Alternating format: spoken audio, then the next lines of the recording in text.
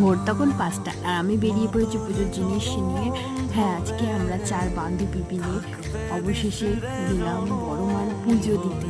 তো আমরা প্রথমে আমাদের স্টেশন থেকে ট্রেন ধরে চলে গেলাম দমদম নিয়ে, আর সেই দমদম থেকে আরেকটি ট্রেন ধরে আমরা চলে গেছিলাম নৈহাটি। তো আমরা ট্রেনের মধ্যে অনেক গল্প করেছি, দেখতে দেখতে আমরা পৌঁছে গেছি। এবার আমরা এই দিক থেকে ওই পারে যাব, আর এখান থেকে আমরা পুজোর জন্য আরও কিছু জিনিস নিয়ে নিয়েছিলাম। আর আমরা খুব সকাল সকালই পৌঁছে গেছিলাম, অতটাও ভিড় ছিল না। আমি শুনেছি এখানে খুবই ভিড় হয়, কিন্তু আমরা যেদিন গেছিলাম খুব অল্প ভিড়ই ছিল, আর আমাদের পুজোটাও খুব সকাল সকালই হয়ে গেছিলো।